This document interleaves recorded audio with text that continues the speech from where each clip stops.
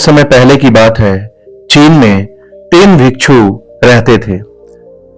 किसी के नाम का उल्लेख नहीं है क्योंकि उन्होंने कभी किसी को अपना नाम नहीं बताया। उन्होंने कभी किसी बात का उत्तर नहीं दिया। चीन में उन्हें केवल 3 हंसते हुए भिक्षु के रूप में जाना जाता है और उन्होंने केवल एक ही काम किया। वे एक गांव में प्रवेश करते, बाजार में खड़े हो जाते और हंसने लगते। वे जी भरकर हंसते और अचानक लोग सचेत हो जाते। फिर दूसरों को भी संक्रमण हो जाता और भीड़ जमा हो जाती। उनकी वजह से पूरी भीड़ हंसने लगती थी।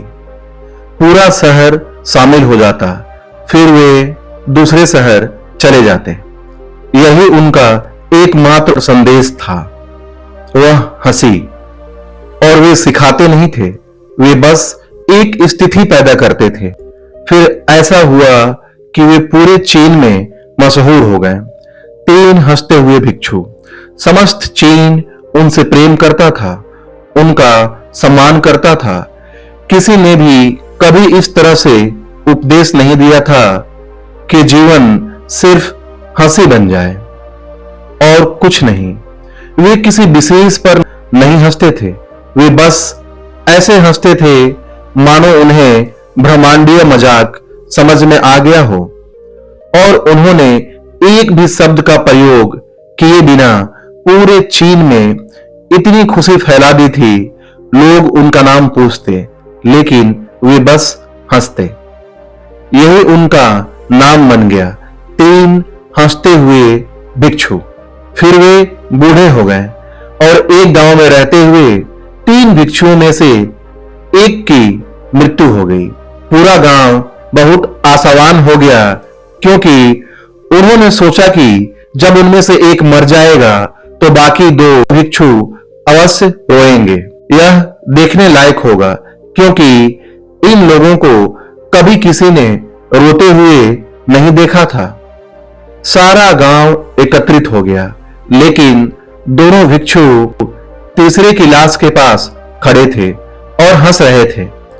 ऐसी हंसी तो गांव वालों ने उनसे इस बारे में समझाने को कहा। तो पहली बार दोनों भिक्षुओं ने बात की और कहा, हम हंस रहे हैं क्योंकि यह आदमी जीत गया है। हम हमेशा यही सोचते रहते थे कि पहले कौन मरेगा और इस आदमी ने हमें हरा दिया। हम अपनी हार और उसकी जीत पर हंस रहे हैं।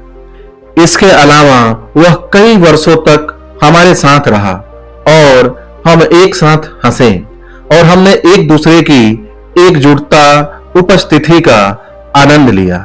उन्हें अंतिम विदाई देने का इससे बेहतर तरीका और क्या हो सकता है। हम केवल हंस सकते हैं। लेकिन सारा गांव उदास था और जब मृत भिक्षु के शरीर को चिता पर रखा गया तब गांव को एहसास हुआ कि बाकी 2 भिक्षु अकेले नहीं थे जो मजाक कर रहे थे। तीसरा भिक्षु जो मर गया था, उन्होंने अपने साथियों से कहा था कि वे उनके कपड़े न बदले। यह परंपरागत था कि जब कोई व्यक्ति मर जाता था तो वे उसकी पोशाक बदल देते थे और शरीर को स्नान कराते थे। तो तीसरे भिक्षु ने कहा था, मुझे न नहलाएं क्योंकि मैं कभी अशुद्ध हुआ ही नहीं।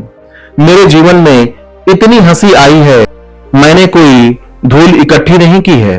हंसी हमेशा युवा और ताजा होती है, इसलिए मुझे न नहलाओ और मेरे कपड़े मत बदलो।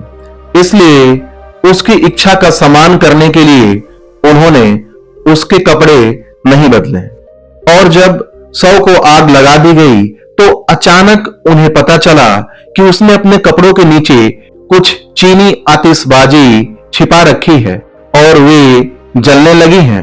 तो पूरा गांव हंसने लगा और बाकी 2 भिक्षुओं ने कहा, तुम मर गए लेकिन तुमने हमें एक बार फिर हरा दिया।